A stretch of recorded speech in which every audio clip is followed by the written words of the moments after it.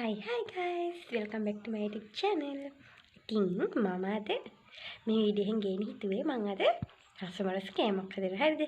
ආලා බලාගෙන මම මොනවද හදන්නේ කියලා. අපි වැඩි කතා නැති යමු වීඩියෝ එකට.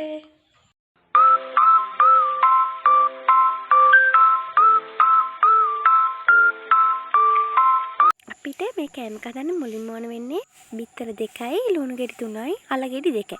අපිට තව බටර්ස්කොච් කුඩු ඕන. ඒක අපි අලගෙඩි 2යි ලුණු ගෙඩි 2යි හොඳට සුදු කරලා ඉවර වෙලා අලගෙඩි 2 හොඳට කපා ගන්න පොඩියට කෑලි කපා ගන්න ඕන. කෑලි 4ට වගේ කපා ගන්න ඕන ගෙඩි දෙකම. ඊට පස්සේ කපාගෙන ඉවරනාට පස්සේ භාජනය ලිපේ තියලා අර කපාගත්ත අල කෑලි ටික ඒකට දාන්න ඕන තැම්බෙන්න. ඒක තැම්බෙනකන් අපි ලුණු ගෙඩි ටික අරගෙන ලුණු ගෙඩි රවුමට කපා ගන්න ඕන චුට්ටක් මහතට. ඊට පස්සේ මේ කපාගත්ත ලුණු කෑලි ටික මෙන්න මේ වගේ අර කෑලි වෙනම වෙන් කර ගන්න ඕන. ඊට පස්සේ භාජනයකට බිත්තර දෙකක් දාලා හොඳට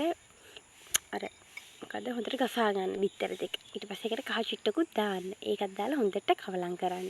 කහ ටික අර හොඳට බිත්තර එකට මක්ක දෙ වෙනකන් හොඳට කවලම් කරනවා.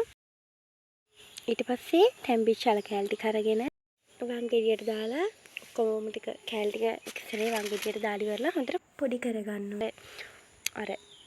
අර නිකන් හොඳටම බත වගේ වෙනකන් හොඳටම පොඩි කරගන්න ඕනේ. ඊට පස්සේ පොඩි කරගත්ත ටික අරගෙන පිඟානකට දාගන්න.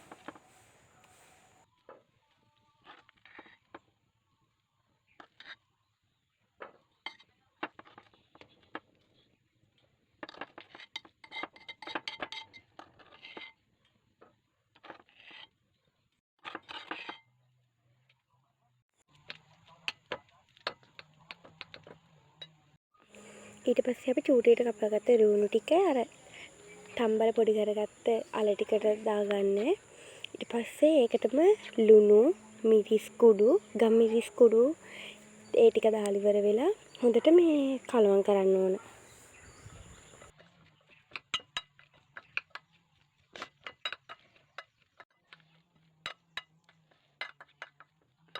ඊට පස්සේ තෙල් තාච්චියක් ලිපෙන් තියලා ඒකට තෙල් චුට්ටකුත් දාලා අර හදාගත්ත අල ඒ අලු මිශ්‍රණයම ඒකට දාලා හොඳට මේ කලවම් කරන්න ඕන.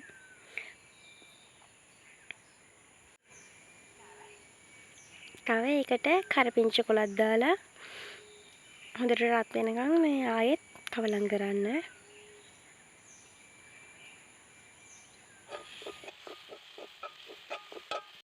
ඊට පස්සේ හදාගත්තපු අල එක පිඟානකට දාගන්න ඕන.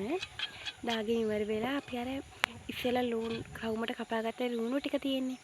එනේ ලුණු අරගෙන අර හදාගත්ත අල එක ඒකට ඒක ලුණු කෑල්ල තුලට දාලා හොඳට අර මොකක්ද ඒකට කියන්නේ අර හොඳට හදාගන්න ඒක.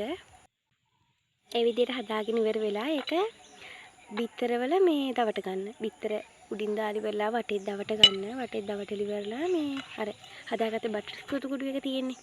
එන්නේ ඒකේ දවට ගන්න හොඳට.